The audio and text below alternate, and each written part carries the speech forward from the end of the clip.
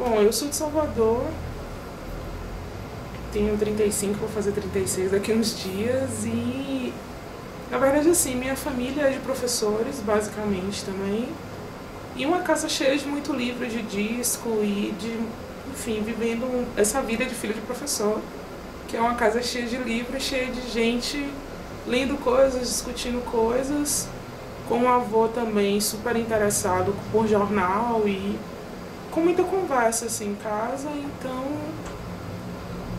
sei lá, estudei em escolas bacanas e tive sempre um interesse, um prazer pela coisa de estudar e fui me interessando pontualmente por questões relacionadas ao cinema. No ensino médio, eu estudei no que hoje são os Institutos Federais e no primeiro ano eu tive uma disciplina sobre artes, que só depois de muitos anos eu fui entender o que tinha acontecido comigo ali, assim. A gente tinha aulas sobre música, artes visuais, cinema, teatro, dança. E eu passei por aquelas coisas, né, na formação do ensino médio, mas meio sem me dar conta que aquilo tinha mexido comigo em algum lugar. Aí comecei a graduação, fiz a graduação em História e na graduação eu tive a oportunidade de fazer um estágio em pesquisa trabalhando no acervo da Jornada de Cinema da Bahia. E aí é que vem o ponto de virada do negócio, né? Porque eu estava na graduação em História, meio interessada. Que ano, mais ou menos? Isso foi, eu entrei na graduação em 2001, isso foi em 2002, 2003, nessa faixa, eu acho. E você fez a graduação em que universidade? Eu fiz na Católica, Salvador, que aqui em Minas, né, tá como PUC, lá é Universidade Católica mesmo, assim como é em Pernambuco. E aí eu comecei a fazer esse estágio em pesquisa, porque a jornada ia montar uma exposição sobre os 30 anos, eu acho. E a gente começou a fazer a pesquisa, só que a jornada, como sempre, com pouco dinheiro, a pesquisa não foi até o final, mas aquilo foi suficiente, primeiro, para eu conhecer Guido e ter acesso, através dele, a uma série de materiais sobre a própria jornada, que ele disponibilizava para a gente para fazer a pesquisa, que essa pesquisa era uma pesquisa de fundo histórico, historiográfico, para lastrear a montagem de uma exposição. A exposição rolou, mas a pesquisa não foi até o final, porque não tinha dinheiro para pagar todo mundo, mas foi o suficiente para mexer comigo e me interessar por aquilo que, para a minha geração, era uma coisa que não existia. Assim, eu tinha 21, 22 anos e ninguém da minha geração sabia que a jornada existia e ela continuava existindo. E aí eu fui me envolvendo com esse povo da jornada, com o arquivo, com as coisas todas, e fui me interessando. E aí fui meio deixando de lado os temas clássicos de historiador, né, e fui me interessando por essa coisa do cinema, mas era um pouco isolada dentro do curso, porque não tinha, né, no meu período de formação, um interesse mais sistemático no curso, né, na graduação onde eu fazia, a respeito do cinema. Tinha um professor que, na verdade, era um professor que trabalhava com memória e história oral e que era super cinéfilo. Quem é? Charles Santana. E aí ele, inclusive, numa das disciplinas sobre história oral, ele usou Hiroshima Mon Amour. E aí foi também um outro momento, né? E como ia ter em 2004, eu acho, um seminário em Recife sobre o AI-5, né, essa reflexão historiográfica sobre o AI-5 e tal, eu pensei que era uma oportunidade de mandar um trabalho, assim, né, como uma iniciação científica, alguma coisa. E aí eu procurei esse professor, conversei com ele, eu queria mandar um trabalho. Veio naquela coisa, né, viagem para estudante de graduação, uma oportunidade de mexer numa coisa que estava me interessando, eu juntei uma coisa na outra, e eu precisava de uma carta de um professor que se responsabilizasse, né, pela qualidade do trabalho de estudante de graduação. Aí ele topou, leu meu resumo, corrigiu, aprovou e eu fui para Recife. E aí começa a minha história com a jornada. Aí eu fui me interessando, mexendo, um pouco, assim, no início meio solitária, e depois encontrando gente mais relacionada mesmo com o campo de cinema, e fui meio tateando, assim. Aí terminei a graduação, fiz uma licenciatura, então o meu trabalho de conclusão de curso Era uma oficina de cinema e história no ensino básico. E aí, nesse período, também surgiu uma seleção de especialização em Feira de Santana, na Estadual de Feira. Aí eu montei um projeto, fiz a seleção, meio naquelas, vou tentar. Aí passei e comecei a fazer a pesquisa de uma forma mais sistemática, com um professor que também não era especialista em cinema, em história de cinema nem nada, que é Rinaldo Leite, mas que foi muito receptivo para mim e foi um orientador bem bacana. E aí eu comecei a fazer a especialização, lendo as coisas, procurando material, conversando com pessoas, conhecendo gente, indo para a jornada que ainda existia, conversando com o Guido, conversando com outras pessoas. E veio a seleção do mestrado, que foi no final de 2006 para o início de 2007. Aí eu tentei de novo, estou com um projeto mais ou menos, vou arriscar. Aí arrisquei, entrei também na UFBA em História, da Federal da Bahia, e aí fiquei ao mesmo tempo na especialização e no mestrado. Não recomendo, não façam isso, porque assim, é legal, mas tem muito problema também no meio.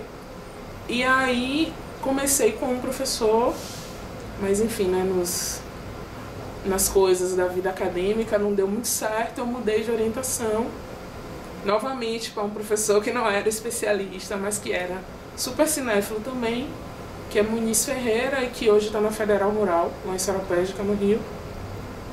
E, enfim, segui, fui fazendo o trabalho a minha relação com a jornada, ela passou primeiro, né, por Guido e por Luiz Orlando, que era um cineclubista. Eu ia só pedir para você falar um pouco, porque você está falando um Guido. Guido Araújo, é porque a gente vai ficando íntimo, né, dos objetos, das pessoas, viram amigos e aí fica muito pessoal, assim, né, muito afetivo. Guido Araújo, que foi o organizador, coordenador, presidente, curador, tudo da jornada desde o início, em 72. E Luiz Orlando Silva, que era cineclubista e que começou a sua trajetória também de formação a partir da jornada e que foi um cineclubista super atuante do final dos anos 70, passando por todos os anos 80 e por toda aquela ideia de cinema de bairro e cineclubismo, né, levando lata na Kombi, essas coisas todas. E Luiz Orlando depois virou funcionário da UFBA e era responsável pelo setor de cinema, onde durante muito tempo o material da jornada ficou alocado.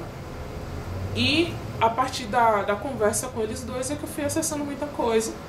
Acho que eles meio ficaram felizes porque tinha alguém mais novo interessado em tratar daquele universo que é gigantesco, assim, e que até hoje é muito desarrumado, né? Não existe um arquivo, existe um monte de documentos aos quais mais ou menos vão sendo organizados de acordo com o que eu vou mexendo, assim, basicamente. Aí o setor de cinema deixou de existir, né, que era na Faculdade de Comunicação, na Facom, na UFBA, e esse material foi para o que hoje é o setor Memória da Universidade Federal também, que é dentro da Biblioteca Central da UFBA, e tá lá, né. Então acontece que nessa brincadeira tem sei lá, 14 ou 15 anos envolvida nesse universo, que é lidar com a história do cinema na Bahia a partir dessa perspectiva que me foi mostrada pela jornada, mas que aí vai abrindo para uma série de outras questões que estão relacionadas com a própria jornada, os festivais, com o Clube de Cinema da Bahia, com o Grupo Experimental de Cinema, com uma série de outras mostras que aconteceram, com o cenário do Super 8, com o documentário em 16 e 35mm e com os aspectos relacionados à formação. Então, assim, minha trajetória acadêmica ela vai sendo construída entrelaçada com essa minha relação com esse acervo. Quer dizer que eu não resisto um pouco de chamar de acervo porque não está organizada, né? Uhum. Com essa massa documental imensa.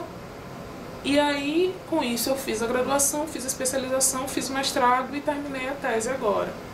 E nesse percurso eu fui construindo com a conversa com muitas pessoas, né, como, por exemplo, Laura Bezerra, que é minha amiga e que é minha parceira de trabalho. A gente trabalha há muitos anos juntos, inclusive na Filmografia Baiana, que é um site que faz um levantamento sobre, né, a produção cinematográfica, né, desde o que a gente chama dos primórdios do cinema até agora, o século XXI.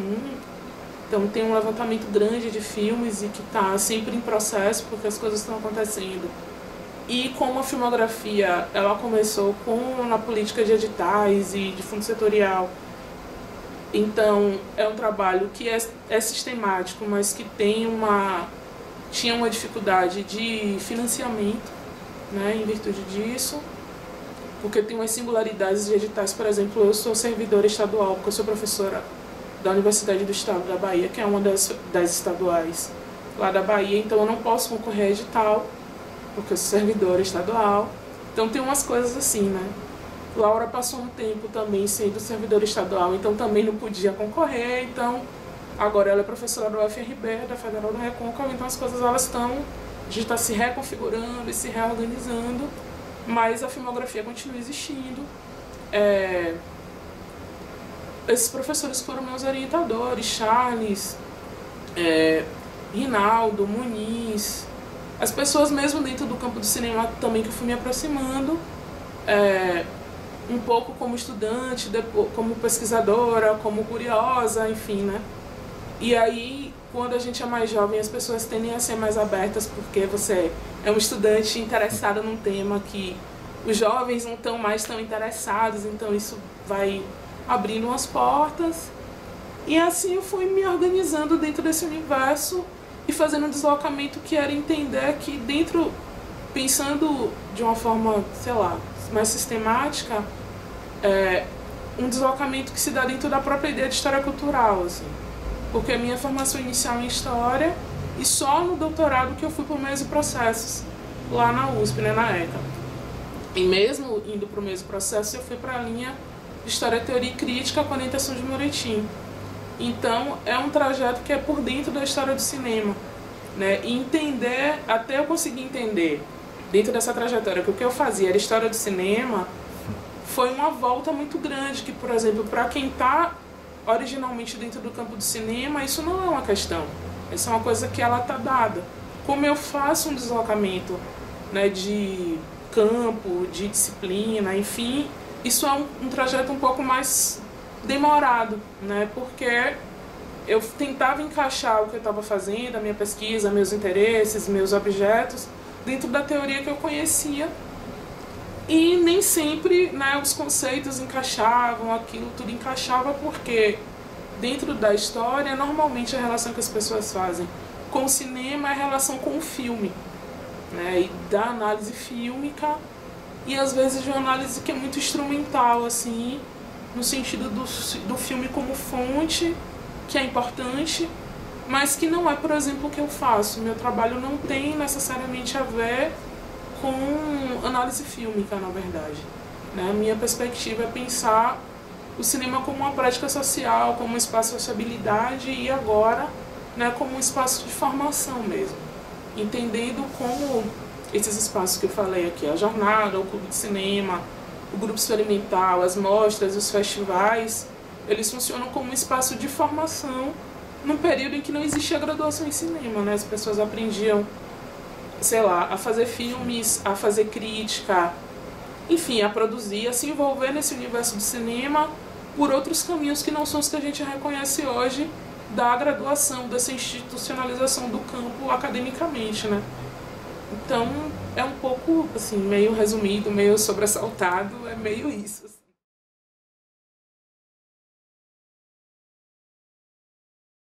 Muda inteiramente, assim, porque minha relação antes da jornada era uma relação, sei lá, de uma espectadora que eu fico brincando normal, né, de gente comum, assim, de que gosta muito de cinema, que vai pro cinema. Eu tenho memórias infantis de ir pro cinema ver filme infantil brasileiro, né, que é Trapalhões, Xuxa, essas coisas. Eu acho que fazem parte de quem teve uma infância 80/90, tá, esse universo do que é filme para crianças, né, no Brasil era um pouco isso, além da coisa da televisão, enfim. E nesse momento que eu vou me interessando pela jornada, eu já tinha algumas questões, alguns interesses sobre também o cinema da retomada que estava rolando ali. E tem, por exemplo, em Salvador, a Sala Walter da Silveira, que faz parte do Complexo dos Barris, que é da Biblioteca Central, e que tem a Walter da Silveira, a Alexandre Robato, que é uma sala de vídeo também, a Galeria PRBG, a Biblioteca Central. Então, esse era um universo que eu transitava muito durante a adolescência, assim, nessa coisa de descobrir a cidade, pegar ônibus, andar sozinha, ir pra escola, voltar, e pagar conta pra mãe no banco, essas coisas. Aí você vai expandindo o universo. E eu ia muito, né, na Walter da Silveira, e às vezes ia muito sozinha, porque os meus amigos não estavam muito interessados naquilo, estavam querendo outras coisas. Então eu ia muito na Walter e ia assistindo muitas coisas, mas assim, sem muita sistematização. Então essa dimensão também de uma cultura cinéfila muito arraigada e muito aprofundada e muito sistemática, eu também não tive, né, porque tem muita gente que se aproxima da pesquisa da história do cinema também por esse caminho de uma cinefilia mais organizada, enfim. E acho que no meu período também era um refluxo dessas atividades cineclubistas, então não existia, ou eu não conhecia, não fazia parte do universo que eu transitava, essa ideia do cineclube. Né? Eu ia muito para a Walter da Silveira e encontrava sempre as mesmas pessoas, porque, né, são as mesmas pessoas que vão para esses lugares, mas não existia ali um espírito, sei lá, de conjunto, de depois discutir os filmes. Todo mundo assistiu o filme depois, meio... Não sei se... Eu não compartilhava desse universo, né, da cinefilia, assim. Então eu assistia muita coisa, mas muito solto, assim, sem muita sistematização. Aí, ao conhecer a jornada, isso muda radicalmente, assim, porque... Primeiro, como a jornada ainda existia, então eu comecei a ir assistir os filmes na jornada. E como eu estava nessa coisa de me aproximar e do interesse, então, às vezes Guido me falava de autores, me falava de coisas, conversando com as pessoas lendo os programas, então vai dando a vontade de ir atrás também, né, para poder entender melhor quem são aquelas pessoas e aí conseguir fazer melhor as ligações, por exemplo. Entender a importância de determinados cineastas que estão ali, né, sei lá, ouvir, por exemplo, Tomás Farcas falar. E aí finalmente cai a ficha de quem é Tomás Farcas e da importância que ele tem. E, assim, da relação profunda que, por exemplo, ele tinha com Guido e com a jornada. Nelson Pereira dos Santos também. E também da produção baiana dentro desse universo, assim. Pessoas como Edgar Navarro, Paula Ribeiro, Fernando Bellens. Enfim, né, que também depois tem uma ressonância maior e que tem uma relação com a jornada. Encontrar essas pessoas, conversar com elas...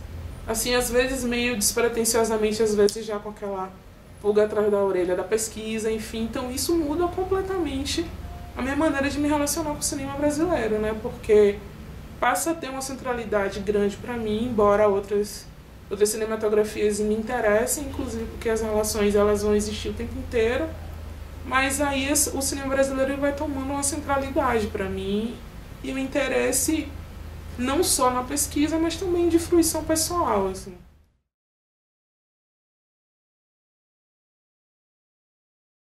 Assim, quando isso nesse início da graduação, tô meio, né, assim, voltando para tentar, era assim, como era uma exposição sobre, né, o aniversário das jornadas, então era meio entender mesmo, assim, como a jornada começa, quais foram os filmes exibidos, quais foram os filmes premiados.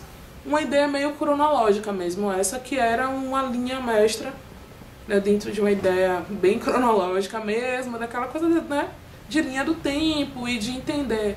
A primeira jornada começa como a jornada baiana de curtas-metragens, a segunda em 73 vai ser a jornada brasileira, a terceira em 74, não, a segunda é nordestina, a terceira é brasileira. A partir daí até os anos 80, quando ela vai virar jornada internacional.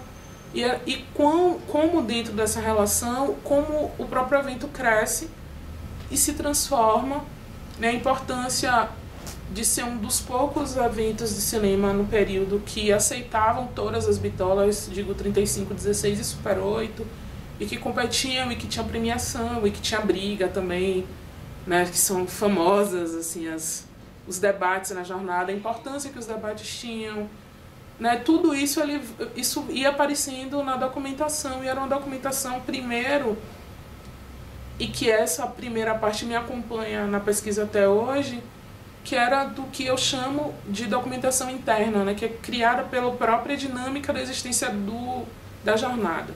Então, são boletins informativos, que eram boletinzinhos que, acho que para a geração de hoje isso faz pouquíssimo sentido, porque é tudo redes sociais, Instagram, enfim, essas coisas.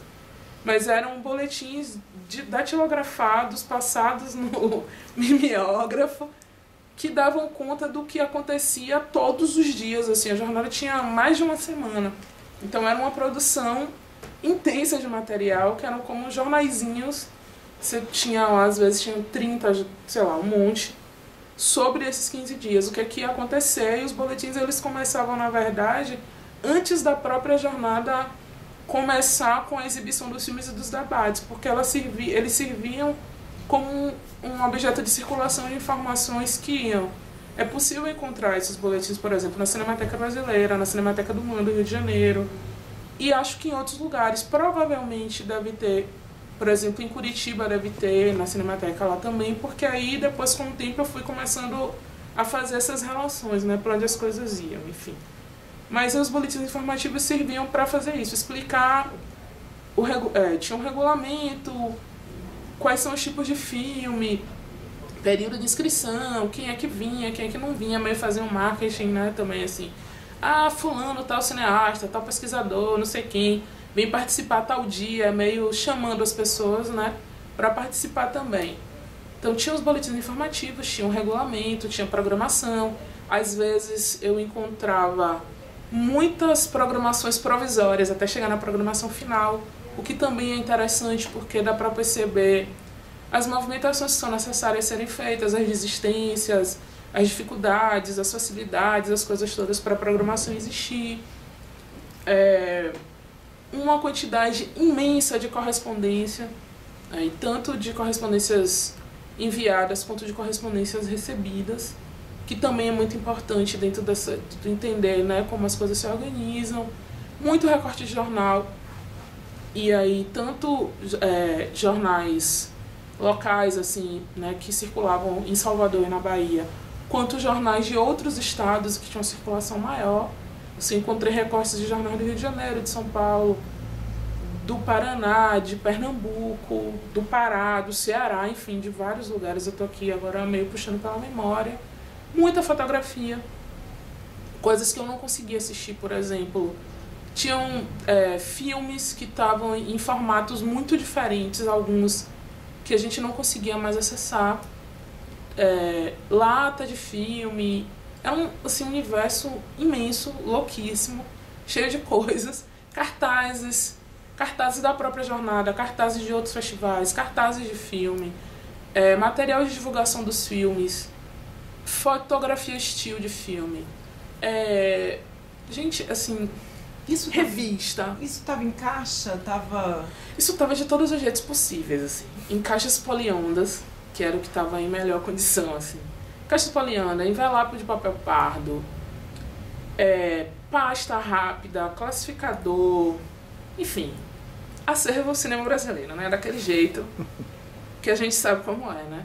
Assim, por exemplo, caixa que tá lá escrito Jornada 72. Isso pra mim foi uma dor de cabeça e também foi uma coisa muito legal, porque me permitiu descobrir um monte de relações que iam ser muito mais difíceis se tudo tivesse muito arrumadinho também, né? A bagunça tem milhões de problemas, mas ela dá uma certa liberdade também para você construir um próprio percurso, que depois pode se desmontar completamente. Então, umas coisas que eu achava que eu tinha já criado toda uma arquitetura teórica para justificar, e que depois aparece um negócio que desmonta tudo, mas é da pesquisa, né? Não tem muito o que fazer. Então, assim, é um universo gigantesco de material, isso pensando no setor de cinema, que agora está no setor de memória. Aí tinha o escritório da jornada, que mesmo depois que a jornada parou de ser realizada lá por 2012, por aí, o escritório continuava existindo porque, enfim, eu acho que era uma maneira afetiva também de Guido continuar lidando com aquele material, e porque não tinha para onde ir tudo aquilo. Então, aí tinha o escritório da jornada, que era uma outra infinidade de coisas. Inclusive, eu já encontrei material do Clube de Cinema da Bahia, cartazes imensos de preparação de aula, coisas assim, incríveis. Mais material sobre a jornada, mais material sobre todo esse universo que eu estou lidando. Tem as coisas que estão na casa dele ainda até hoje, mesmo depois dele ter falecido, porque tem Mila, que é a esposa dele, e que é uma pessoa super querida e que tem também toda uma preocupação com a existência desse material. Então eles têm muita coisa em casa, assim, fora fazer o levantamento dos jornais, fora entrevistar as pessoas. Assim, eu fiz algumas entrevistas com o Guido, nem todas estão transcritas, assim, inclusive porque depois que ele morreu isso me gera outras questões. Entrevistas com cineastas, entrevistas com gente que participou, enfim, é um calhamaço inacreditável, interminável de coisa. Deixa eu ver, meu Deus, o que mais? Aí tem ainda as pesquisas que depois, nesse percurso todo longo, eu fiz na Cinemateca do MAN, na Cinemateca Brasileira também. E conversando com as pessoas, você vai descobrindo um monte de outras coisas. Assim, eu fui entrevistar algumas pessoas nas casas. Então aí aparecem coisas que as pessoas têm nas próprias casas. Por exemplo, eu conversei com o Cícero Batomarco, que é um cineasta que fazia parte do Grupo Assim, que é tipo uma cepa, digamos assim, diferente, que sai do interesse que o Clube de Cinema vai criar nos anos 50 e 60. E aí eles criaram um grupo que fazia cinema Super 8, mas que era um cinema Super 8 que se amparava nos paradigmas do cinema clássico. Então era uma coisa completamente diferente daquilo que a gente imagina do cinema Super 8, muito vinculado ao experimental, que é o que a gente conhece mais quando se fala do cinema Super 8 na Bahia. E ele tem em casa uma série de folhetos do Clube de Cinema dos anos 60. Então ele me mostrou esses folhetos, eu tirei umas fotos, algumas ruins, outras mais ou menos, né? Então isso está na casa das pessoas também, né? Tem essa dimensão dos acervos privados e que, assim, que correm o risco de sumirem, porque nem sempre as famílias entendem a importância daquele material. Quando a pessoa envelhece ou morre, né? Aquilo vira um entulho que às vezes as pessoas querem se livrar. Mas isso tudo existe também, assim. Então, quando eu entrevistei a Edgar também, Edgar Navarro, na casa dele também tinha um monte de coisa, assim. Na casa de Fernando Bellins não tinha tanta coisa, mas tinha coisa. Aí você vai conversando com as pessoas, aí, assim, isso vai se multiplicando numa quantidade que, assim, é impossível para um pesquisador só. Eu vivendo esse momento, assim, de meu Deus. Assim, aí você vai tirando foto.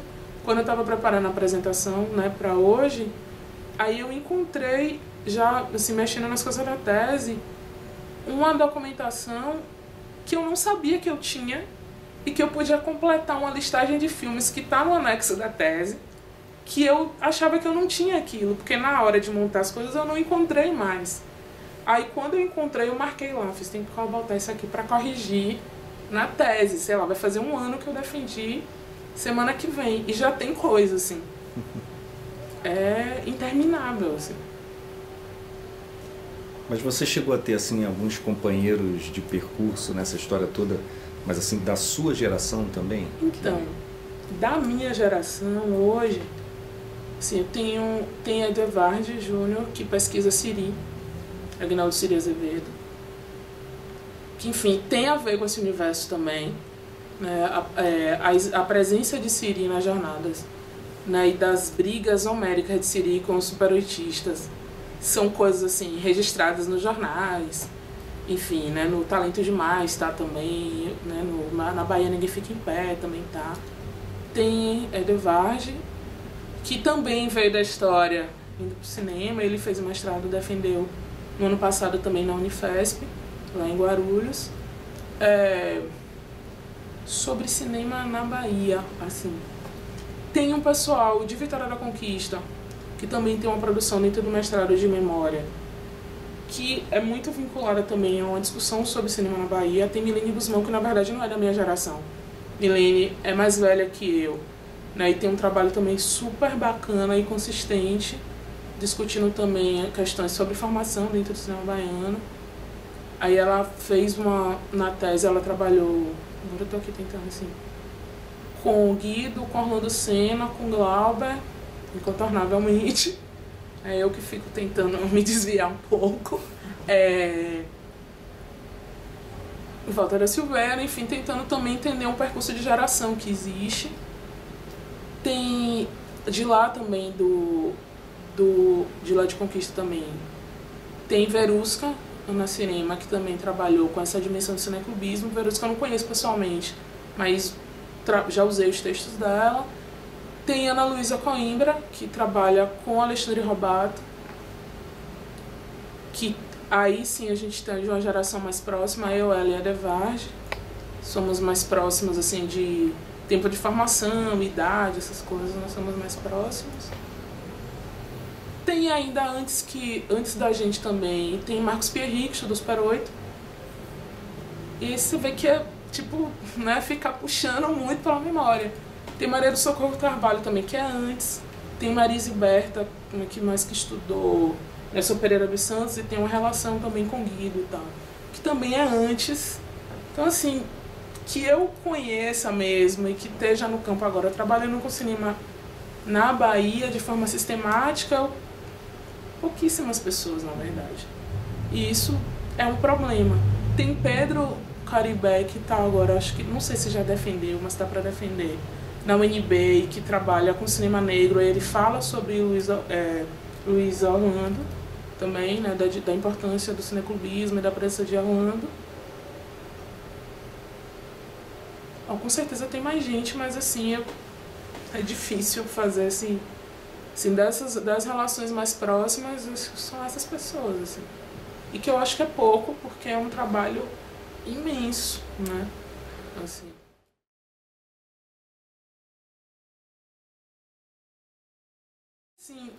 Assim, é claro, é notório e é evidente a importância que Glauber tem no cenário do cinema na Bahia, no Brasil, no planeta Terra, onde existe cinema. Assim, ele é uma figura que imanta mesmo, que chama mesmo. Só que a minha preocupação é pensar numa perspectiva que ela seja de formação no sentido mais amplo. Então, acho que Glauber, pela importância que ele tem, por toda a bibliografia que já existe em torno dele, por todo o interesse que já existe em torno dele, ele ofusca outras trajetórias, sabe? Claro que é muito importante falar sobre ele, e quem sou eu para desqualificar Glauber em qualquer coisa longe de mim. Mas falar de Glauber em qualquer lugar significa necessariamente desviar a atenção para ele, como se ele fosse uma figura exclusiva dentro desse universo, e ele absolutamente não é, assim. Então, tanto que no início da pesquisa, toda vez que eu estou pesquisando cinema baiano, estou pesquisando Glauber. Não.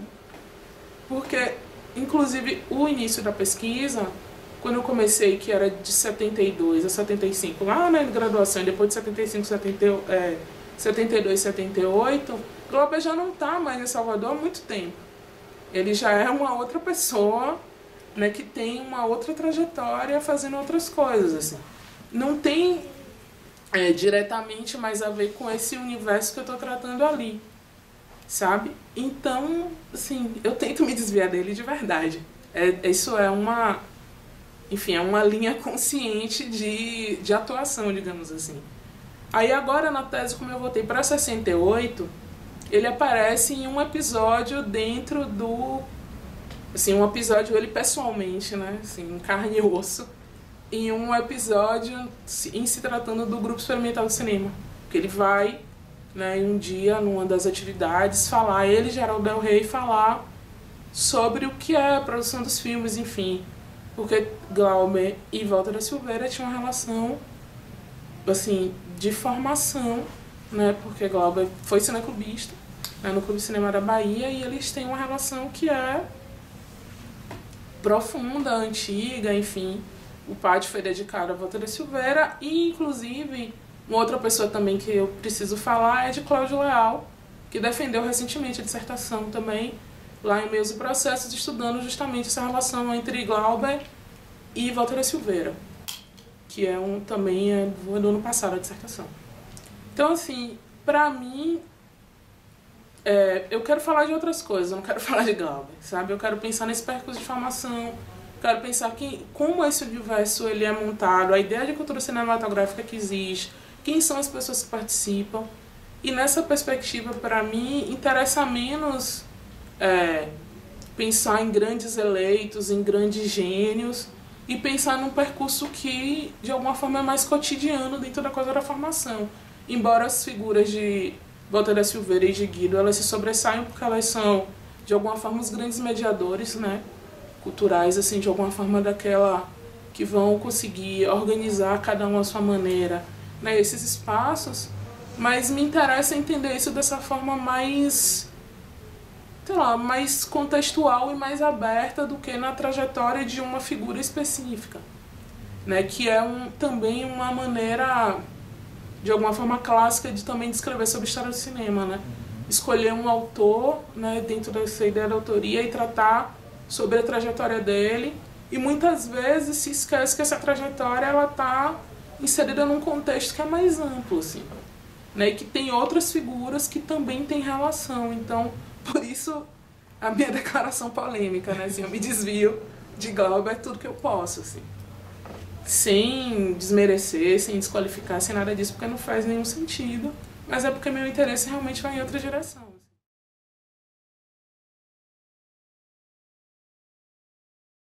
Então, assim, quando eu resolvi fazer o doutorado em Meios e Processos, eu já era professora no curso de História. Vou fazer 10 anos, assim, já dando aula, né, na graduação. E justamente por isso, assim, as contradições da vida no mundo acadêmico. O campo da história tem uma tendência nos concursos de serem muito disciplinares, né? Então você tem que ter um currículo que ele vai todo da graduação ao doutorado em história. Como eu já estava concursada, aí eu resolvi, tipo, tudo bem, eu já fiz o concurso, né? O mundo era outro, parecia que as coisas estavam estáveis. E beleza, eu já tô concursada, então eu posso me arriscar mais. Porque fazer o doutorado em História, dentro das possibilidades que existiam para mim ali, e claro que isso vai variar de programa para programa, essas coisas que a gente sabe das linhas de pesquisa, mas dentro das oportunidades que se apresentavam para mim ali, era meio continuar falando isolada, assim, né? Tendo uma dificuldade de interlocução maior. Isolada talvez seja injusto, mas com dificuldade de interlocução maior do que se eu conseguisse realmente fazer essa migração, né, para a discussão mesmo dentro da história do cinema, dentro do campo do cinema. Então, por isso, eu me arrisquei a ir inteiramente para o cinema no doutorado. E foi o que eu fiz. Então, quando fiz os 4 anos lá no Meios e Processos, foi ótimo. E aí, nesse retorno, né, que vai fazer 1 ano agora, eu fiquei muito pensando, né, nessa volta como é que seria. Quando eu saí, eu tinha começado um processo da dedicação exclusiva para concurso de extensão em cinema e história, né? Pensando como casar as discussões sobre a história da Bahia com o cinema baiano, que era, né, esse universo mais próximo, enfim, do que existia ali. Aí, quando eu voltei, aí eu repensei esse meu projeto de extensão para discutir história do cinema mesmo. Então, eu estou, né, nesse processo de reestruturação da extensão para pensar em história do cinema. No semestre passado, que foi o semestre que eu voltei, em 2018-2, eu já fiz uma atividade de extensão, fazendo um pouco essa discussão, apresentando as possibilidades do que é o trabalho nessa relação cinema e história, que não precisa ser só com análise fílmica, né, que tem outras possibilidades, mas ao mesmo tempo também fazendo uma apresentação um pouco inicial sobre a história do cinema brasileiro com os filmes também. Então, assim, isso rolou, por exemplo, a oportunidade de levar o Café com Canal para ser exibido no campus. Eu dou aula num campus no interior também. Assim, eu acho que isso é importante também, né? E quem trabalha fora das capitais sabe as dificuldades, as complicações, as questões todas que existem em torno disso, né, de disponibilidade dos colegas, de agenda, de dinheiro, enfim. E a cidade que eu trabalho, Itaberaba, ela é bem menor que Juiz de Fora. Como é? Itaberaba. É perto da Chapada Diamantina, bem perto de Lençóis, enfim. Aí as pessoas acham que é ótimo, mas não dá tempo de fazer nada, além de trabalhar. Então aí, e foi muito bacana, porque junto com uma colega que tem um grupo de pesquisa em letras, a gente conseguiu fazer essa exibição e tinha, sei lá, 150 pessoas assistindo o filme.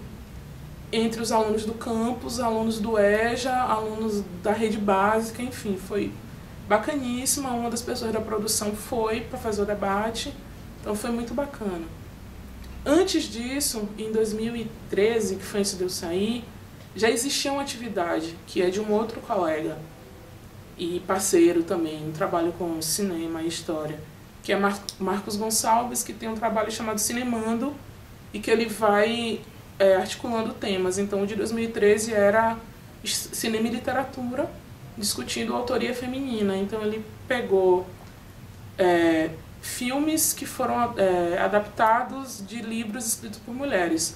Não necessariamente os diretores eram, enfim, não necessariamente eram diretoras, mas as obras originalmente eram de escritoras. E também foi um momento incrível, porque a gente fez... Ele tem uma itinerância por dentro da UNEB. A UNEB tem 24 campos e, sei lá, 29 departamentos dentro desses campos. Ele faz uma itinerância dentro da universidade. E lá em Itaberaba a gente fez, acho que 4 ou 5 sessões com 200 pessoas. Então, assim, existe um interesse real das pessoas, dos alunos e da comunidade, né, externa à universidade, sobre cinema, sobre a exibição dos filmes. E a gente conseguiu fazer isso com debate, né, convidando alguns professores que são... Lá a gente tem curso de letras, pedagogia, história. E aí a gente foi... Agora tem direito, enfim, outros cursos.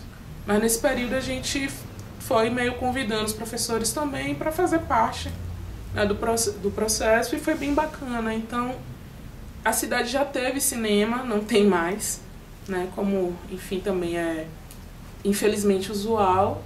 Então, existe uma demanda reprimida nesse interesse da exibição dos filmes, e aí eu estou meio usando desse interesse pela exibição para ir inserindo as discussões, né, sobre cinema. Hoje eu tive uma orientanda que se interessava pela história dos cinemas da cidade, ela já defendeu o TCC, enfim. E hoje eu tenho 2 orientações que são sobre cinema, no curso de História, né? Uma que estuda Almodóvar e as discussões sobre performance de gênero, enfim. E uma outra que está interessada em John Ackenfrey e cinema negro. Então, assim, pra mim é tipo, ai, alguém está se interessando.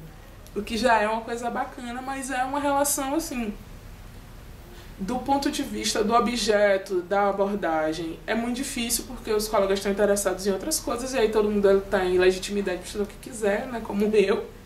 Mas pensando metodologicamente, teoricamente, a história me dá um lastro, inclusive para lidar com esse tipo de documentação que eu trabalho, que é fundamental, assim, né, do ponto de vista de pensar metodologia, de pensar como lidar com a documentação, como estabelecer relações, como pensar o que é um arquivo, como discutir tudo isso. A formação em história, ela para mim é fundamental, porque, assim, com todas as maluquices historiográficas, a gente tem uma coisa do método que é muito importante, que é definidor do campo, assim. Então é uma preocupação o tempo inteiro com essa dimensão metodológica, teórica, instrumental, que para mim, assim, salva a minha vida. Seria muito difícil lidar, quer dizer, mais difícil ainda lidar com essa massa de documentos sem ter esse lastro, assim. Eu acho que eu ia me sentir mais soterrado por eles do que o que eu já me sinto nesses, sei lá, 14 anos.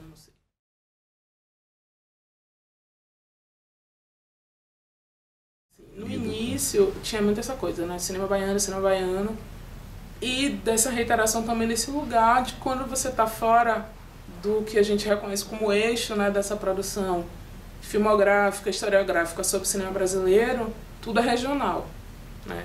Então, cinema mineiro é regional, cinema gaúcho é regional, cinema baiano é regional, cinema paraense, tudo é regional, e nacional é o Rio e São Paulo, né? Então, isso é uma questão que ela é historiográfica, ela é, enfim, né, uma discussão também que passa mesmo pelos embates acadêmicos, de financiamento por todos os lugares, e que, assim, tem sempre a questão, mas isso aí é muito localista, é muito... E aí a minha discussão eu não chamo mais de cinema baiano, ou de cinema... Eu procuro chamar de cinema na Bahia. E isso já faz uma diferença, sabe? Não quero mais falar de cinema baiano, quero falar de cinema na Bahia. E essa foi uma reflexão que foi se constituindo durante os debates, a escrita, a coisa já na tese, né? Não quero falar, porque assim como eu que estava falando da Bahia, tinha a Daniela Siqueira, que fala daqui de Minas, né? Sávio, e pensando no grupo, né, lá do História, Teoria e Crítica, da orientação, o Sávio, que é de Manaus. Então, assim, tem uma outra menina, acho que é Marcela, que também é daqui de Minas. Então, o grupo, né, de pesquisa e orientação com Moretti, ele é muito aberto para pensar em outros temas, em outras pessoas, em outros lugares. Então, no período que eu entrei, houve essa convergência entre 2014 e 2015 de entrarem pessoas que estavam falando de cinemas, né, de fora do Rio e de São Paulo. Então a gente meio se reconhecia assim, ai meu Deus, a gente precisa pensar nisso, né? E isso era uma das conversas que eu tinha muito com o Moretti, né? Tipo, eu preciso falar dessas coisas, mas eu não quero que isso tenha esse caráter bairrista, local, não sei o quê, né? Além da fama bairrista que os baianos já têm, né? Então, eu não queria cair nesse lugar.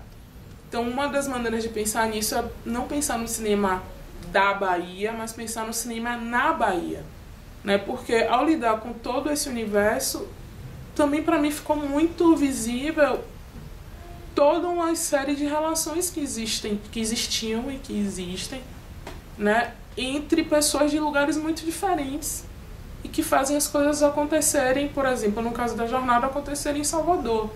Mas para a jornada acontecer em Salvador, ou para as atividades do clube de cinema e do grupo experimental acontecerem em Salvador, era uma articulação que às vezes era internacional. Assim, eu encontrei documentação do Festival de Bilbao, do Festival de Oberhausen, que tinha uma relação direta com a jornada nos anos 70, tipo, exibindo filmes premiados da jornada em Oberhausen, na Alemanha, a jornada exibindo premiados em Salvador, Festival de Bilbao, Instituto Nacional de Moçambique, documentação da Universidade do México, de vários países da América Latina. Então essas coisas elas estavam circulando, além da Cinemateca Brasileira, da Cinemateca do MAN, da importância de Cosme Alves Neto, de Paulo Emílio, de Jean-Claude, e do Instituto Goethe, assim, que é um espaço de convergência fundamental para pensar, por exemplo, o Arquivo Geral de Cinema do Goethe, dos anos 70, o Arquivo Geral de Cinema do Goethe do Brasil ficava em Salvador. Então, assim, sabe, isso não é da Bahia. Não é. Isso tem uma relação que ela é mais complexa e que falar de cinema baiano, de falar, sabe? Claro que as singularidades do lugar, do período, das pessoas que estão ali, elas vão falar também dentro desse espaço. Mas não dá para ficar resumido nessa dimensão que seria, entre aspas, localista. E eu recuso muito esse lugar quando as pessoas querem me colocar nessa caixinha, sabe? Assim, por que você está falando coisa da Bahia, coisa regional? Não estou falando de coisa regional. E não que falar do regional seja menor também, não é isso. É só que a gente precisa escalonar as coisas e perceber que não é possível que o que acontece em 2 estados tem uma expressão nacional e o que acontece em 25 estados da federação é regional. Assim, é desproporcional. E isso não é só na história do cinema, isso é uma discussão da historiografia de forma geral, por exemplo. né? Acho que em outros campos isso vai aparecer de outras formas. Mas não dá, assim, pra você... Passei uma vida inteira de graduação pegando livros que era assim, sei lá, não sei o que no Brasil. Aí quando você abre o sumário que você vai ver, você tá falando de 2 ou de 1 lugar somente. Não faz sentido. E hoje, né, quer dizer, nesse percurso que a gente atravessou aí há uns anos atrás, né, de expansão das universidades, de interiorização dos cursos, né, de política de ações afirmativas, de tudo isso que muda o perfil da universidade, as pesquisas elas têm que pensar nessa perspectiva também. Assim, não dá para você ficar num reiterativo de lugares, de presenças, porque existem muitas outras coisas e as coisas se relacionam, assim. Não é diminuir a importância de A ou de B, mas é tentar colocar isso numa escala mais realista, eu acho, assim, né? E perceber como essas relações elas aconteciam. Porque, sei lá, por exemplo, eu encontrei num livro sobre cineclubismo no Rio Grande do Sul, nos anos 60, acho que no final dos anos 50 e nos anos 60, Walter Silveira fazendo trabalho lá com o Paulo Fontoura Gastal, assim, no início dos anos 60, sabe?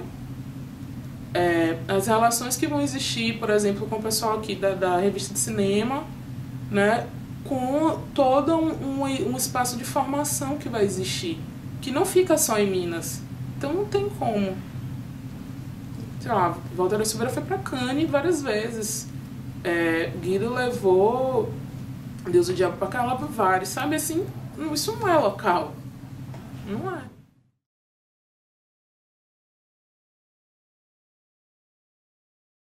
Assim, Guido foi... A gente ficou amigo, assim. Chegou o período, quando eu fiquei os 4 anos do doutorado em São Paulo, às vezes ele ligava pra mim. Você não vai aparecer mais? Você não vem mais? Você não vai voltar? Não sei o que, fez Guido, tô escrevendo. Aí ele, não, mas quando você tiver um tempo, não sei o que. Aí um dia ele me manda um e-mail, assim. Me manda seu endereço. Eu sabia que não era ele que escrevia, ele já estava sem conseguir escrever direito, então aí ele ditava o e-mail pra Mila, que digitava e ele mandava. Aí ele me manda seu endereço, aí eu mandei, ele me mandou pelo correio um envelope desse tamanho, assim, de documentos, de cartas dele com o Ney São Paulo, um monte de coisa. Ele falou, eu tô te mandando isso porque eu sei que você vai saber o que vai fazer com isso depois, né? Beleza. Então, assim, é difícil, porque entra nesse espaço que é um espaço do afeto, por exemplo, nesse meu caso com o Guido, porque quando eu comecei a conversar com ele, eu tinha, sei lá, 22, 23 anos. Eu vou fazer 36. Então, assim, quando eu estava escrevendo a tese, 2017, Guido morreu. Eu estava em Salvador, ele passou muito mal. Aí, enfim, aquela confusão e tal. Acho que Mila me ligou, não sei se eu liguei pra ela, nem me lembro mais. Aí eu fui no hospital. Quando eu cheguei no hospital, ele já tava todo entubado, não sei o quê. Aí eu conversei com ela, conversei com ele ainda, assim, e ela falando, a Isabel tá aqui e tal. Aí saí do hospital arrasada. Tinha que voltar pra São Paulo, porque eu já tava com a passagem comprada 2 dias depois Guido morreu. Então, assim, eu estava escrevendo e já tinha feito a nota biográfica e eu tive que mudar a nota. Então, isso pra mim foi um momento super difícil.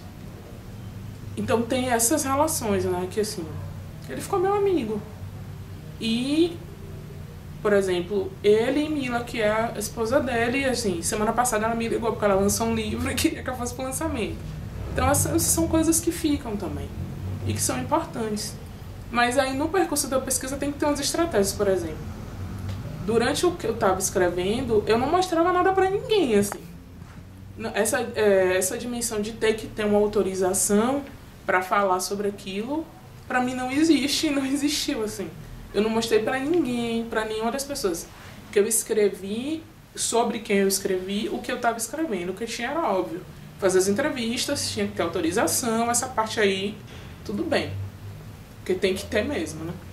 E essa dimensão de você lidar com o que a gente chama da história do tempo presente, né? Que é com as pessoas uma das coisas é que as pessoas estão presentes, não é só isso, mas tem isso também. Ela tem essas dimensões éticas, né, de como é que você lida com essas informações, enfim.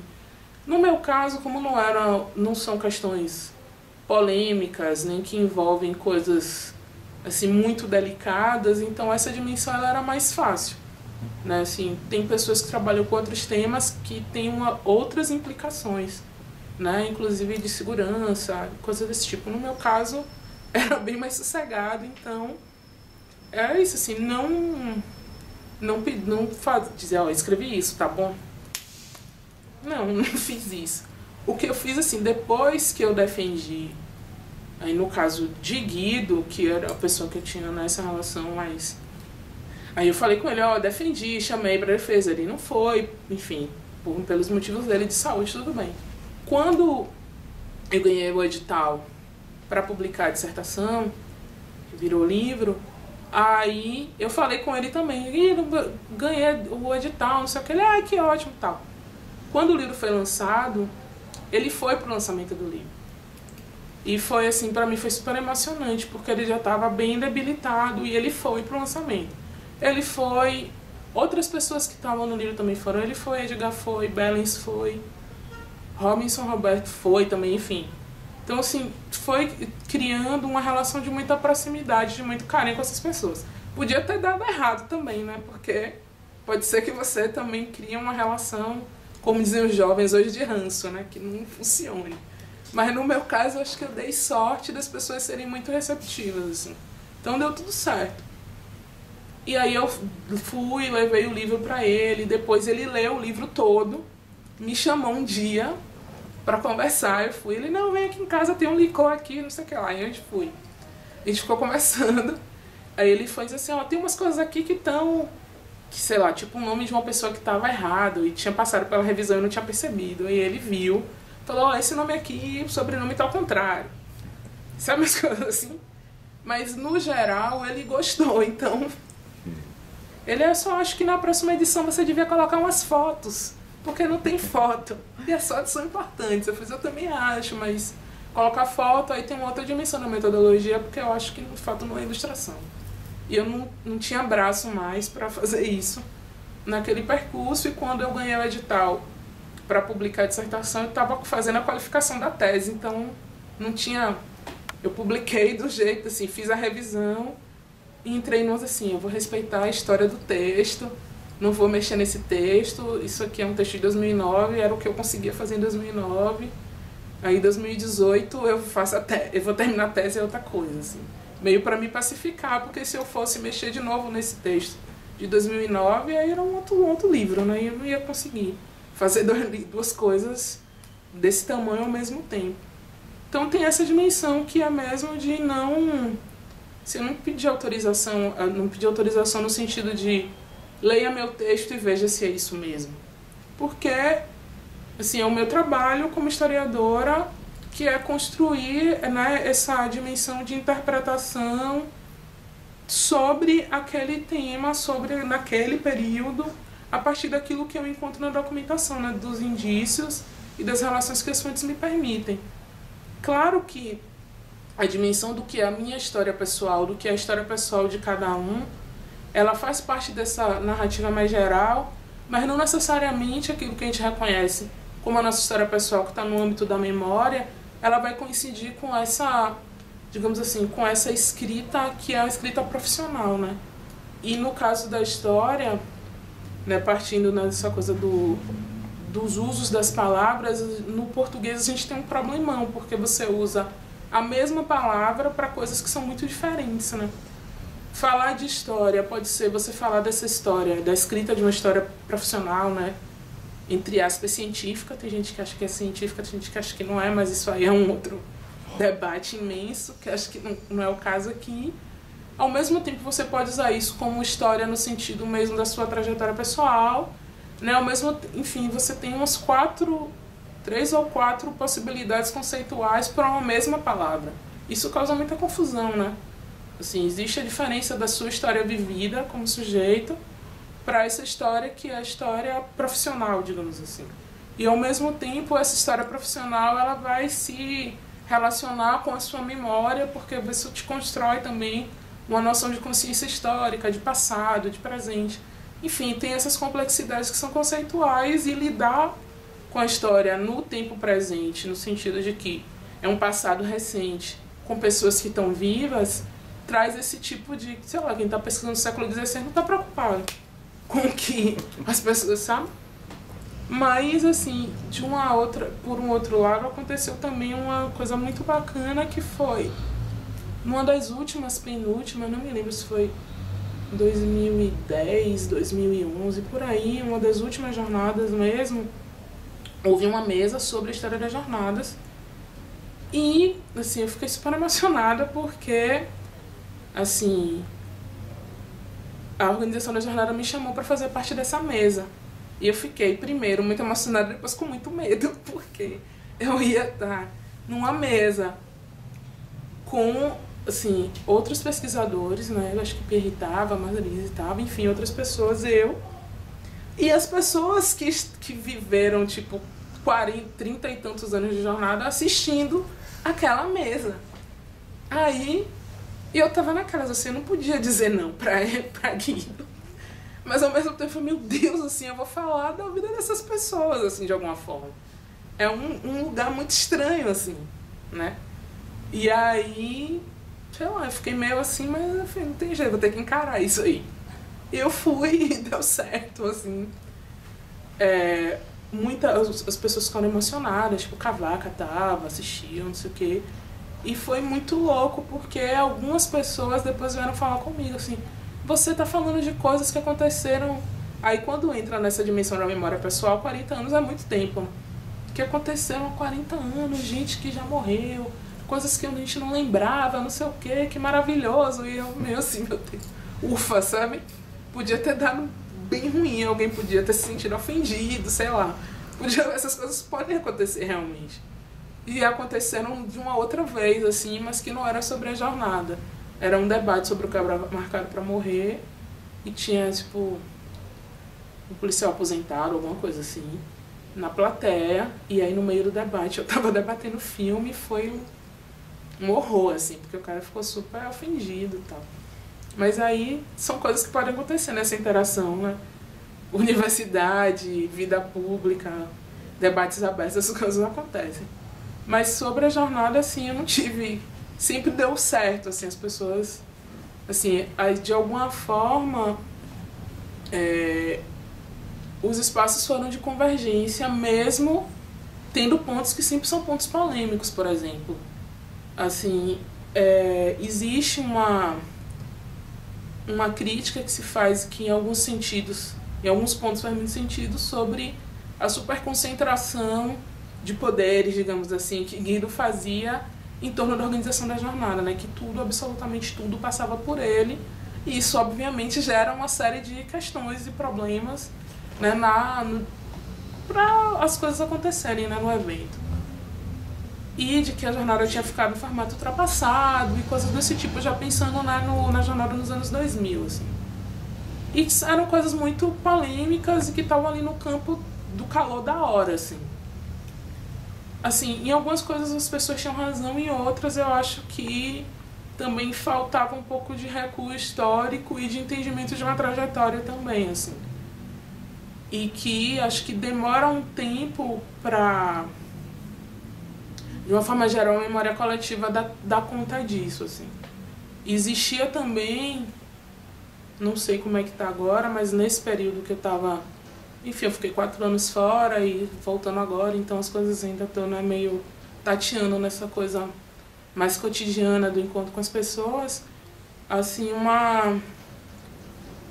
as gerações mais novas, elas continuavam desconhecendo a presença e a importância da jornada, ou só reconhecendo o clube de cinema nos anos 50, né, que é esse lugar mitológico, que é uma outra questão também, enfim, que eu acho problemática, pensando um pouco naquilo que Jean-Claude fala dos mitos, né, que vão se constituindo na história do cinema, não só do cinema brasileiro, mas do cinema de uma forma geral.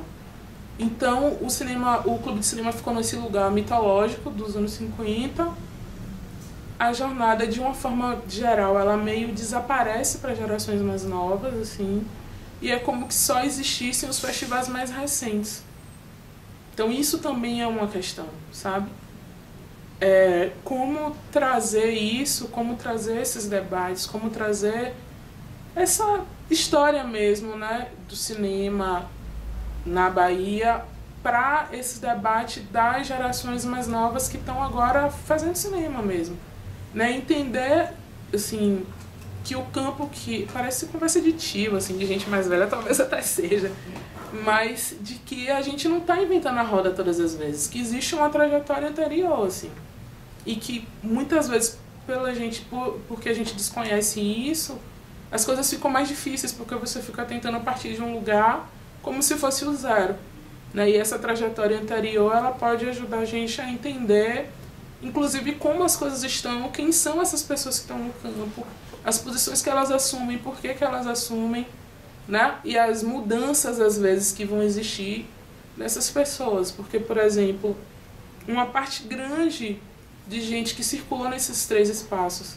né, que eu, enfim, pesquiso atualmente, teve uma participação, assim, grande em instâncias de decisão do cinema brasileiro, por exemplo, né? Então, assim, é uma circulação que ela é muito ampla, assim, pensar na figura de Orlando Senna, pensar, assim, mais recentemente na presença de Paula também em Brasília, sabe? Essas pessoas, elas vêm dessa circulação de formação, assim, né? Pensar, sei lá, na trajetória de Edgar também, né? No que foi ele ganhar, eu me lembro, em Brasília e tal. Como essas trajetórias elas vão se transformando ou não. Pensar, por exemplo, numa figura como Siri, que ficou obscurecida, né? E assim como ele, muitos outros. Né? Pensar, por exemplo, isso é uma coisa que eu ainda não fiz, mas que fica no horizonte, que eu queria que outra pessoa fizesse, porque eu não vou conseguir fazer tudo mesmo. Que é pensar, por exemplo, numa diminuição da visibilidade ou mesmo de uma ausência das mulheres dentro desse cenário, né? Mesmo, assim, pensando em figuras como Linda Rubin, que foi a primeira, assim, o primeiro prêmio dado para o Super 8 numa jornada foi para um filme dela, e ela é professora da Faculdade de Comunicação. Eles acho que, não sei, nem acho que Linda já se aposentou, mas enfim, foi professora na Faculdade de Comunicação. Pensar também como uma cidade como Salvador, você tem nessa circulação poucas pessoas negras nesse período, sabe? Tudo isso são elementos que existem, que estão aí, mas assim, que não dá para uma pessoa só ter braço para fazer isso tudo, né? Então, são temas que existem, né? E que são convidativos e que existem também nessa dimensão de que a gente vai construindo essa narrativa historiográfica de acordo com questões que também são questões do presente agora. Então, assim, essas são questões, né, do presente, e que fazem a gente também olhar para esse passado de uma outra forma, né? Então, sei lá, são coisas que estão aí, que precisam ser pensadas também. O livro se chama, eu até trouxe ele, Cinema é Mais Que Filme, uma história da Jornada de Cinema da Bahia, 1972-1978. Isso é o cacoete do historiador, né? Que você tem que demarcar ali o tempo de onde você está falando. É isso que eu falei. Foi minha dissertação de mestrado, né, que eu fiz, que eu defendi em 2009, no programa de História lá na UFBA.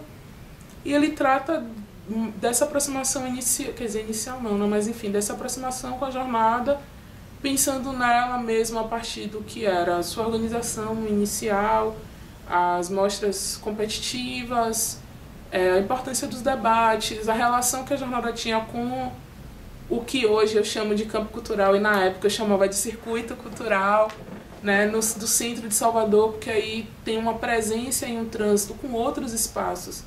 A importância do Goethe, que eu começo a organizar ali, mas que eu me aprofundo mesmo na tese.